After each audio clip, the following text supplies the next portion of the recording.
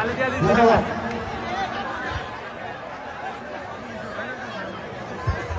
মহিলাদের উত্তর দিকে গেট খালি আছে, মহিলারা আপনারা উত্তর দিকে গেটটা চলে যান,